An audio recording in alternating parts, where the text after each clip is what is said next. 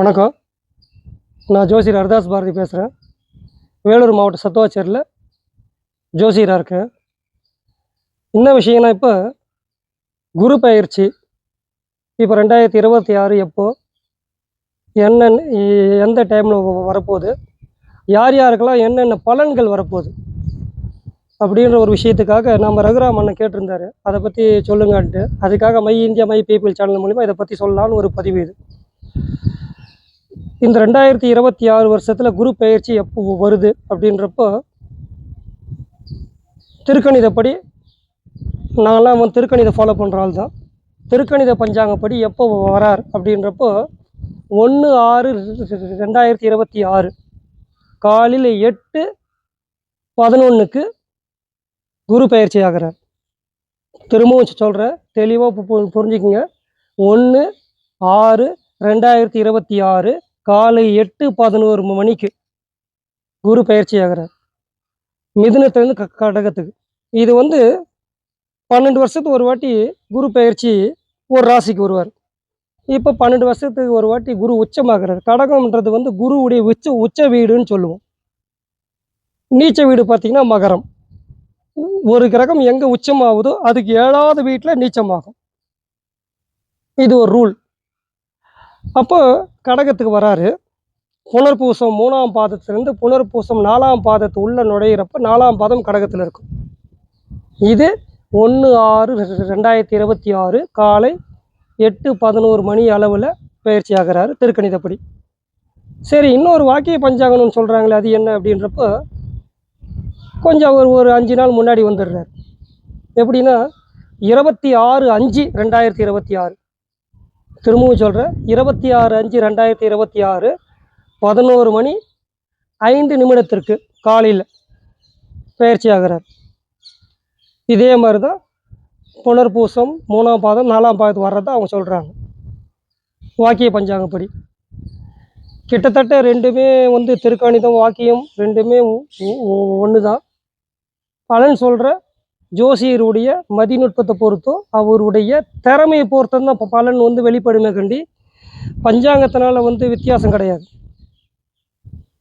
எனக்கு தெரிஞ்சு என்னுடைய மானசீக குருன்னு ஒருத்தரை நான் சொல்லுவேன்னா, பாலஜோதிடம் புக்கில் ஒரு முன்னெல்லாம் ஒரு கட்டுரைலாம் எழுதுவார். அவர் அதிர்ஷ்டம் சுப்பிரமணியம், நிறைய பேர் அவர் தெரிஞ்சிருக்கும், பிரபலமான ஒரு ஜோதிடர் தான் அவர். பாலஜோதிடம் புக்கில் ராசி பலன் கட்டுரையில் அவர் எழுதுவார். அவர் கடைசி வரைக்கும் வாக்கியம் தான் பெருசுன்னு சாதிச்சுட்டு அவர் போனவர். வாக்கிய பஞ்சாங்கம் தான், வாக்கிய பஞ்சாங்கம் தான், வாக்கிய பஞ்சாங்கம் தான். நான் இங்கே திருக்கணிதம் நான் இங்கே சொல்லிக்கிட்டே இருப்போம். ஆனால் அவர் எனக்கு ஒரு மானசீக குரு தான். அதில் எந்த மாற்று கருத்தும் இல்லை. பலன் சொல்கிற விதம் பார்த்திங்கன்னா துல்லியமாக இருக்கும். அவரது அதிர்ஷ்டம் சுப்பிரமணியத்துக்கு துல்லியமாக இருக்கும் பலன். எனக்கு தெரிஞ்சு அதை நான் ரசித்து அவருடைய எழுதுகிற விஷயமோ அவருடைய ராசி பலன் எழுதுகிற விஷயங்களும் நான் ரசித்து நான் பார்த்துருக்கேன். 26 மே மாதம் குரு பயிற்சி வாக்கியப்படி. ஆனால் ஜூன் மாதம் 1ஆம் தேதி குரு பயிற்சி திருக்கணிதப்படின்னு சொன்னாலும் இந்த ஒரு 5 நாள் வித்தியாசத்தினால ஒன்றும் பெருசாக தப்பு வந்துடாது. ஜோசியர் திறமையை பொறுத்து தான் ஜோதிடம் வெளிப்படுது. இப்போ நாம் விஷயத்துக்கு வருவோம். குரு பயிற்சி கடகத்தில் உச்சமாகிறாரு. நிறைய மாற்றங்கள் நடக்க போகுது. ஏன்னா குரு பார்க்க கோடி புண்ணியம் சொல்லுவாங்க. குரு பயிற்சி ஆச்சுன்னா என்னென்னலாம் நடக்க போகுது அப்படின்றப்போ முக்கியமான தகவல்னா, இப்போ இந்த உலக போர் அப்படின்ற விஷயங்கள்லாம் கொஞ்சம் கம்மியாகுன்றத விட டப்புன்னு நின்று போயிடும். கொஞ்சம் கொஞ்சமாக கம்மியாகணும் கூட சொல்ல விரும்பலை நான். குரு பயிற்சி ஆனதுக்கப்புறம் டக்குன்னு நின்று போயிடும் அந்த போர். ஈராக்கு சண்டை, ஈரான் சண்டை, அமெரிக்கா சண்டை எல்லாமே நின்று போயிடும். அமெரிக்காவுக்கு எதிராகவே சில நாடுகள் திரும்பக்கூடிய வாய்ப்புகள்லாம் வரப்போகுது இந்த குரு பயிற்சினால். இது நாம் நல்ல விஷயந்தான்.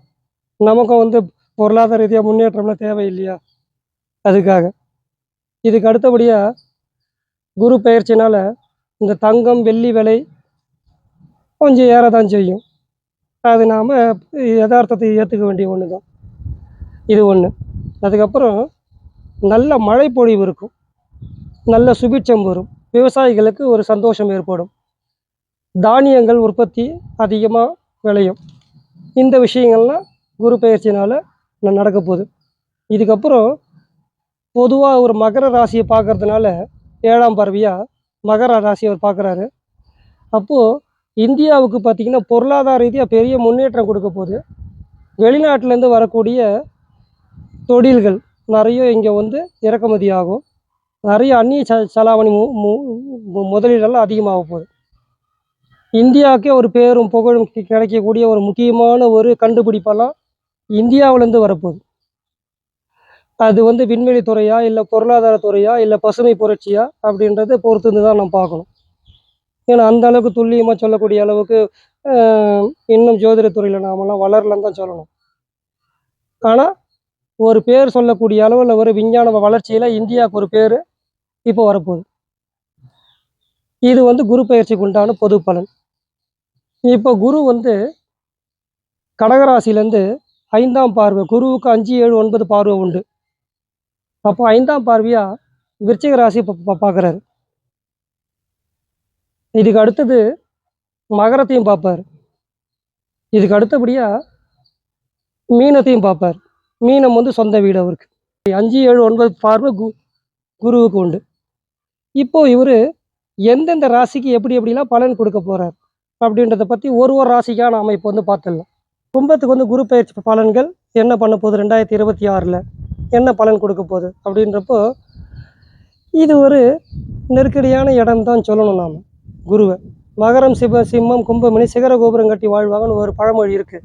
அதெல்லாம் இப்போ இந்த குரு பயிற்சிக்கு நடைமுறைக்கு ஒத்து வராமல் போயிடும். ஏன்னா 2ஆம் இடத்து அதிபதி குருவாக இருந்து தனம் குடும்பம் வாக்குஸ்தானத்துக்கு உண்டான குரு வந்து 6ல் போய் மறையிறார். அப்போது ஒரு சுபஸ்தானத்துக்கு உண்டான கிரகம் வந்து கோச்சாரப்படி 6ல் போய் மறையிறப்போ சில இடைஞ்சிகள் பண்ணுறது வாய்ப்பு இருக்குது. இப்போ கடன் வாங்கி சில விஷயம்லாம் பண்ணணும் கௌரவத்துக்காகனா. இப்போ யாரோ ஒருத்தர் ஒரு நேரத்தில் ஏதோ ஒரு முறை செஞ்சுருப்பார். அந்த முறை ஈடுகட்டுறதை இப்போ நீங்கள் வந்து டபுள் மடங்காக செய்ய வேண்டிய சூழ்நிலை வரும். ஒரு காலத்தில் ஒரு சவரம் என்னன்ட்டு தெரியும், இன்றைக்கி என்னன்னு தெரியாது. இன்றைக்கி ரேட்டு என்னன்னு தெரியும். அப்போ அவர் வந்து முறை செய்கிறப்போ ஒரு 5 சவரம் போட்டிருந்தா கூட அது வந்து விலை கம்மியில் போட்டிருப்பார். இன்றைக்கி நீங்கள் எவ்வளோ போடணும்னு யோசிச்சு பாருங்கள். அந்த மாதிரி தனங்கள் விரயமாகிறதுக்கு வாய்ப்பு இருக்குது. ஏன்னா தனஸ்தானாதிபதி 2ஆம் இடத்து அதிபதி அவர் பார்த்தீங்கன்னா 6க்கு போய் மறையிறதுன்றது உங்களுக்கு கடன் வாங்கி சில விஷயம் பண்ண வைக்கும், கௌரவத்தினா சில விஷயத்தை பண்ண வைக்கும். இது குரு பயிற்சி கும்பராசி கொஞ்சம் வீக்காக தான் இருக்குது. இதுக்கு அடுத்தது கும்பம் வந்து பார்த்திங்கன்னா 6ஆவது வீட்டில் குரு போகிறதுனால இந்த மருத்துவ செலவுகள்லாம் கொஞ்சம் அதிகரிக்கிறதுக்கு வாய்ப்பு இருக்குது. இதுக்கு அடுத்தது கும்பத்துக்கு நல்ல இடத்துக்கு வராரு அப்படின்னு பார்க்குறப்போ குரு வந்து பார்த்திங்கன்னா விருச்சிக ராசியை பார்க்குறாரு. கும்பத்துக்கு விருச்சிகம்ன்றது பார்த்திங்கன்னா இவருடைய ராசிக்கு அப்படின்னு பார்க்குறப்போ 10ஆவது வீட்டை பார்க்குறாரு. 10ஆவது வீட்டை பார்க்குறப்போ லாபகரமான தொழில்கள் அமைஞ்சு லாபம் தொழில் ரீதியாக முன்னேற்றத்தை கொடுத்தாலும் அதெல்லாம் வந்து என்ன வயலுக்கு இறைச்ச நீர் மாதிரி போயிடும். அப்போது நிறைய விரயங்கள் மருத்துவ செலவு இதெல்லாம் வரதான் செய்யுது. கும்பராசி கொஞ்சம் குரு பயிற்சி வீக்காக தான் இருக்குது, தப்பாக தான் இருக்குது. நீங்கள் எச்சரிக்கையாக நடக்கக்கூடிய காலகட்டம் தான் இது. எச்சரிக்கையாக இருந்துக்குங்க.